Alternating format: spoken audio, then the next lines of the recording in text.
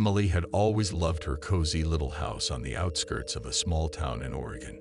Surrounded by tall pines, it seemed the perfect place for a peaceful life and her work as a writer. But one autumn evening, everything changed. Night had fallen when Emily sat down at her laptop to work on her new novel. Rain drummed on the roof, creating a pleasant background noise. Suddenly, out of the corner of her eye, she noticed movement outside the window. Turning, Emily saw only darkness and the reflection of rain on the glass. She chalked it up to fatigue and continued writing. A few minutes later, something flashed by the window again. This time, Emily was sure she'd seen a dark figure. Her heart began to race. She approached the window and peered into the darkness but saw nothing. Returning to her desk, Emily noticed that her coffee mug, which had been on the windowsill, was gone. With trembling hands, she picked up her phone to call the police. But the screen displayed a message, no signal. Emily began to panic. She rushed to the front door, but it wouldn't open, as if someone had blocked it from the outside. Suddenly, the lights in the house began to flicker. Emily froze, feeling a chill run down her spine. In the far corner of the living room, she noticed a dark figure. It wasn't moving, but it seemed to be growing larger and larger. Emily closed her eyes, hoping it was just a hallucination. When she opened them again, the figure was gone. The writer dashed to the kitchen, grabbed the largest knife, and hid in the bathroom. Locking the door, she sat on the floor, hugging her knees to her chest. The sounds in the house became stranger, creaking floorboards, whispers behind the walls, the sound of footsteps in the attic. Hours dragged on endlessly. Emily didn't dare leave the bathroom. She heard someone or something walking around the house, opening closets, moving furniture. Sometimes she thought she heard her own voice calling her from another room. At dawn, everything fell silent. Emily, shaking with fear and exhaustion, finally dared to leave the bathroom. The house looked as if a hurricane had passed through it. Furniture was overturned, things scattered. On the walls, she saw strange symbols drawn with something dark. When Emily reached the front door, it opened easily. Outside, everything looked normal. The sun was rising, birds were singing, but something had changed. Emily felt she was no longer alone in her house. Something had settled in with her, something invisible but constantly present. Over the next few days, strange events continued. Things disappeared and reappeared in unexpected places. Emily often heard footsteps and whispers when she was home alone. Sometimes she saw shadows moving in her peripheral vision. She tried to tell her friends and family about it, but no one believed her. The police found no evidence of an intrusion. Emily began to doubt her own sanity. One evening, while working on her novel, she noticed the text on the screen changing by itself. The words formed a chilling message. "We've always been here. You've just finally noticed us." Emily realized she couldn't stay in this house any longer. She packed her essentials and decided to go to her parents. But when she got in the car and tried to start the engine, nothing happened. She turned the key again and again, but to no avail. Returning to the house, Emily saw that all her things were back in their places, as if she had never planned to leave. On the kitchen table stood her favorite mug with hot coffee, which had disappeared a few days ago. Emily realized she was trapped. Something didn't want to let her go. She sat at the table, took the cup with trembling hands, and took a sip of coffee. It tasted perfect, just the way Emily liked it. From that day on, Emily no longer tried to escape. She continued to write her novel, but now her stories were filled with dark entities and parallel worlds. Sometimes she noticed her hands moving on their own, typing words she hadn't chosen. Neighbors began to avoid her house. They told stories of strange sounds and lights they saw at night. Some claimed to have seen Emily simultaneously in different windows of the house. Years passed. Emily continued to live in her house, but no one ever saw her go outside. Her novels became bestsellers, impressing readers with their eerie realism. No one knew that every word in these books was true. Even now, if you drive past this house late at night, you might see the silhouette of a woman in the window, tirelessly typing on her laptop, surrounded by shadows that move on their own. Mark had always dreamed of owning a home.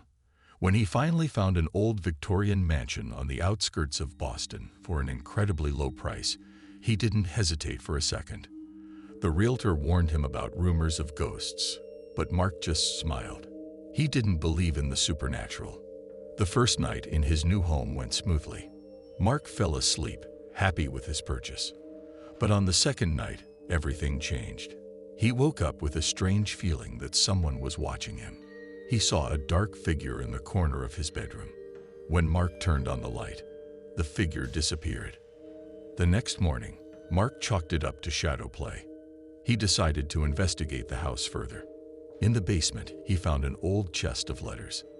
They belonged to the previous owners and told about strange events. Missing things, strange sounds, shadows on the walls. Mark felt a chill run down his spine. He began to notice small changes in the house. Doors that he had closed for sure were open. Things were not where he had left them. One evening, he found an old photograph on the kitchen table. It depicted a family that had once lived in the house. Their faces were blurred, as if someone had deliberately erased them. At night, Mark began to hear whispers. At first quiet, almost inaudible. It became louder. The words were incomprehensible, but the tone seemed threatening. Mark tried to find the source of the sound, but it seemed to come from everywhere and nowhere at the same time. One day, when he returned from work, Mark saw that all the mirrors in the house were broken. There were shards on the floor, but none of them reflected his face. Instead, he saw the faces of strangers looking at him with horror and pleading. Mark began to research the history of the house. He learned that a terrible tragedy had happened here 100 years ago. The whole family that lived in the house died under mysterious circumstances. Their bodies were found in the basement, but the cause of death was never determined. Every day, Mark was more and more immersed in the dark history of his new home. He began to see the ghosts of the residents' past. They appeared in the corners of the rooms, in the reflections of the windows, in the shadows on the walls. Their faces were distorted with pain and fear. Mark tried to ignore these visions, convincing himself that it was just his imagination. But the events became more and more real and threatening. One evening, as he was going down the stairs, he felt someone's invisible hands push him. Mark barely managed to stay on his feet. In the basement, he found an old diary. The entries in it were made by the last owner of the house before the tragedy. They told of a dark entity that had taken up residence in the walls. It fed on fear and pain, luring new victims into a trap. Mark realized that he had become part of this vicious circle of horror. He tried to leave the house, but found that all the doors and windows were locked. The walls seemed to move, narrowing the space around him. The whispers in the walls became louder, turning into screams. Mark saw the shadows on the walls come to life, stretching out their black hands toward him. He felt an invisible force trying to penetrate his mind, to capture his soul. In desperation, Mark ran to the basement. There, in the darkest corner, he saw an old mirror. In its reflection, he saw not himself, but a dark figure slowly approaching. Mark realized that it was the same entity that had lived in the house for centuries. The figure stretched out its hand, and Mark felt himself being pulled into the mirror. He tried to struggle, but the force was too great. At the last moment, before disappearing into the darkness of the mirror, Mark saw the faces of all the previous victims of the house. They were looking at him with a mixture of pity and relief, as if they knew that he would now take their place. The house fell silent. The next day, the realtor put it up for sale again, unaware of the fate of the last owner. She only noted that the house looked different, as if it had been renovated. A new silhouette appeared in the windows, seemingly watching passersby. Weeks passed. The house was waiting for a new owner. Voices whispered quietly within its walls, telling stories of horror and despair. And among them was a new voice, Mark's voice, which now became part of an eternal nightmare. One day, a young couple stopped in front of the house, admiring its architecture. They didn't notice a shadow flicker through the second-floor window. The realtor approached them with a big smile, ready to tell them about the great opportunity to buy this historic mansion. The house was waiting. It had always been waiting, and it always got what it wanted. As the sun set over the horizon, the shadows in the windows of the house grew longer, and the whispers in the walls grew louder.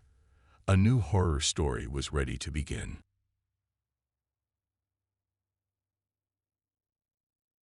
Sarah has always dreamed of vacationing in nature, away from the hustle and bustle of the city. When she found an ad for a secluded lakeside cabin in the Colorado mountains, it seemed like the perfect opportunity. The photos showed a picturesque landscape, a crystal-clear lake surrounded by majestic pine trees, and a cozy wooden cabin that seemed like a paradise in the middle of the wilderness. Sarah arrived at the place late in the evening. The road was long and winding, and for the last few miles she drove on a dirt road that seemed endless. When she finally saw the lodge, the moon was already high above the lake, reflecting in its calm surface. Tired after the long journey, Sarah quickly unpacked and went to bed. She fell asleep to the soothing sound of the wind in the pines and the distant cries of night birds. Waking up in the morning, Sarah was amazed at the beauty of the surrounding landscape. The lake looked like a mirror, reflecting the blue sky and green mountains. She decided to spend the day exploring the neighborhood. While walking along the lake shore, Sarah noticed something strange. There were tracks in the sand that did not belong to any animal she knew. They were too big for a deer or bear and had a strange shape, as if left by something with webbed feet. The tracks led into the lake and disappeared under the water. Puzzled but not too concerned, Sarah continued her walk. However, the further she walked, the more unusual things she noticed. The trees around the lake had strange marks on their bark, as if something with sharp claws had scratched them. And in one place she found a pile of fish bones, neatly stacked in a pyramid shape. As the sun began to set, Sarah returned to the lodge. She tried to convince herself that everything she had seen had a rational explanation. Maybe it was just the pranks of local teenagers or the unusual habits of the local fauna. The night brought with it strange sounds. Sarah woke up to the splashing of water, which seemed too loud for a calm lake. She went to the window and froze in horror. In the moonlight, she saw a huge dark figure emerging from the water. The creature was taller than a man, with long arms and webbed fingers. Its skin shone, as if covered in slime. Sarah backed away from the window, her heart pounding in her chest. She convinced herself that it was just a play of shadows or a hallucination from exhaustion. But deep down, she knew what she saw was real. The next day, Sarah decided to explore the lake in more detail. She found an old boat near the dock and headed out into the water. The surface of the lake was calm, but something in its depths made Sarah feel uneasy. In the middle of the lake, the water suddenly rippled, and Sarah saw a huge shadow floating under the boat. Something touched the bottom of the boat, and it swayed. Sarah rowed as fast as she could toward the shore, feeling that she was being watched from the depths. Back at the lodge, Sarah started looking for information about the lake on the internet. She found old newspaper articles about the disappearances of people in the area over the years. Most of the disappeared were tourists or fishermen who came to the lake and never returned. One article in particular caught her attention. It told of a local legend about a creature that lives in the lake. The Native Americans called it the water demon and warned them not to go near the lake at night. Sarah felt a chill run down her spine. She remembered the figure she had seen the previous night and realized that the legend might be true. That night, Sarah could not sleep. She sat by the window, staring out into the darkness over the lake. Suddenly, she noticed movement on the shore. Several dark figures were coming out of the water.